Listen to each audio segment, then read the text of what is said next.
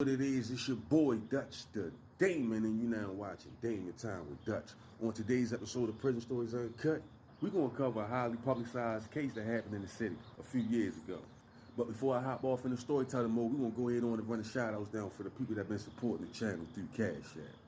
First up on the list, we got the brother Austin Williams. This brother a loyal supporter.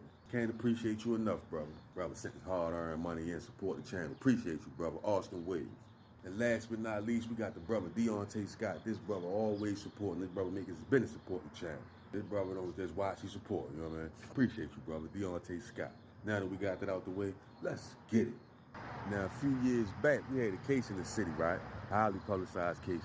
And it kind of shined a light on a topic people don't like to talk about. People like to sweep it under the rug. But we ain't gonna act like this shit ain't happening on my channel. No, sir, we're gonna get down to the nitty gritty.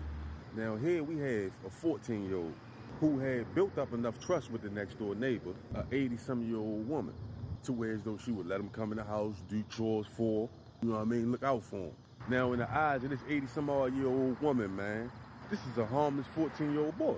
You know, in her mind, he the neighbor, and she probably didn't have her grandkids around to help out. Being as though he was right next door, probably figured, you know what I mean, give him a couple of hours, he could help her out a little bit. But anyway, and obviously, his parents thought it was a good idea. See, this is why we have to communicate with the youth, talk to the youth, figure out what's going on in their mind. Because it had to be some signs early on that something wasn't right with Slim. Something had to be getting overlooked. You know, was he closing his bedroom door a little too much? Most of the time, they give you some type of sign early on that they ain't right. Now, whenever someone commits a crime against the elderly, that makes that person an opportunist. Preys on the weak. 14-year-old boy, I know when I was 14, I had a little size tummy. He knew he could wrestle down that old lady. See, a little young girl his age might have put up too much of a fight. So he opted out for the elderly, the disabled. Now, the reason why I mentioned the door being closed a little too much in the house may be a sign. Because there is a such thing as a person being hypersexual. Can't control themselves. Maybe this could have been detected early on. But anyway, one afternoon, the woman who was a senior citizen lets Tyrone Harvin, who was 14 at the time, into her house, clean up and do some chores and stuff like that, right? Long story short, it's just them two in the house. He sees the opportunity to bludgeon this old woman across her head with a lamp, repeatedly.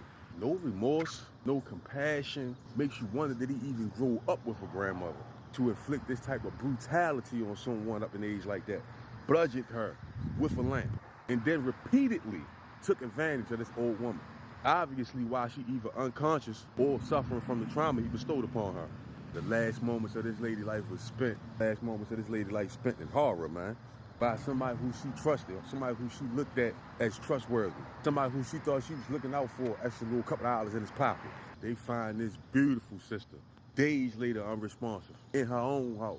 Dried up blood outside the door. When the first responders got there, next to the body, they done found condom wrappers, used condom wrappers.